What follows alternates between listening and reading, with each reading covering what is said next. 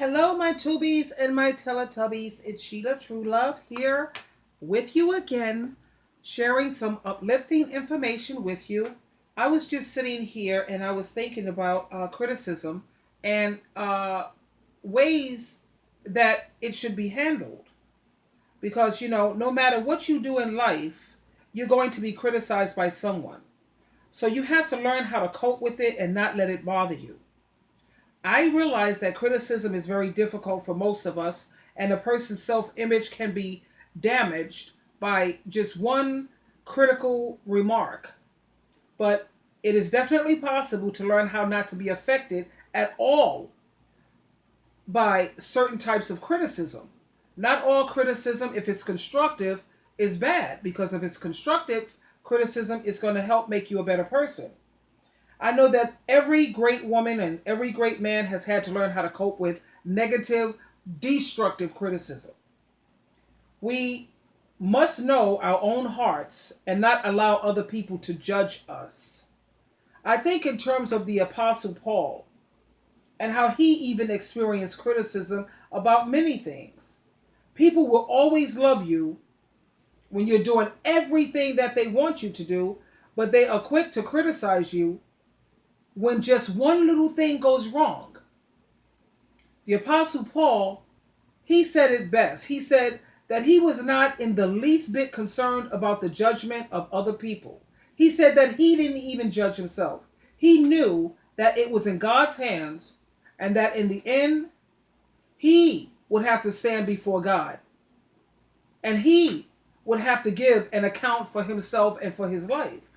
So we should only be concerned with God's judgment and not other people.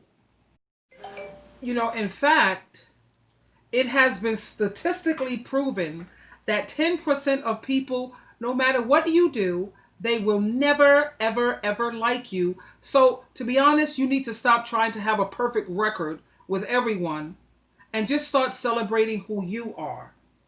A person who knows how to live independently, they don't allow other people's moods to affect them or to alter their moods. Now, there's this illustration I would like to. It's a true testimony. It's a real story, and it's regarding a Quaker man. And this Quaker man, he knew how to live independently because he valued what God thought of him more than what mere imperfect humans thought of him. So one night, as he was down the street, he was outside with a friend, and he stopped at a newsstand to purchase, the evening paper. And the storekeeper, the person who he was purchasing the paper from, this person was very rude, bitter, sour, and very unfriendly. Now, the Quaker man, he could have, cursed him out. He could have displayed a really hostile attitude also. But the Quaker man treated him with respect. And he was kind when it came to dealing with this man. So what he did is he paid for his paper, and he and his friend continued to walk down the street. And then the friend was like puzzled. The friend said, you know what? How could you be so cordial to this guy? How could you be so nice to him after the way he treated you?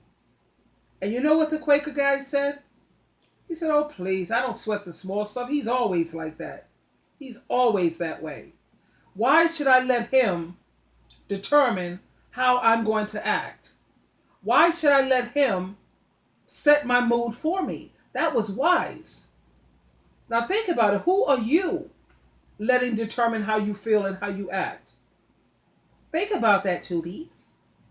So just remember that there are some people in this world who are never, ever, ever, regardless of what you do, they're never going to like you, and whatever. We should be more concerned with how God feels about us and how he judges us. Yahweh, Jehovah, and Jesus Christ.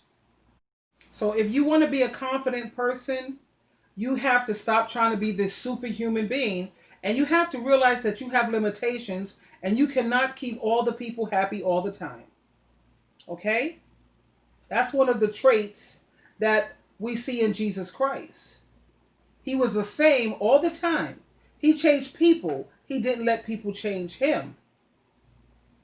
So remember that and stay true to yourself, and don't freak out when you run across people who are very critical and very negative. You just do what you know you're supposed to do and leave the rest in God's hands and go on about your merry way. This is Sheila True Love. I've been busy somewhat. I've been talking to like 18 and 19 women and 3 men who just recently went through a divorce. Now, these people have been married for like over 25 years, over 25 years. And the testimonies and the things that they're saying now that they're free. I mean, these women are like in their 50s and early 60s, and they finally got out of these marriages that they've been in for 25, 30 years of misery. I was like, wow.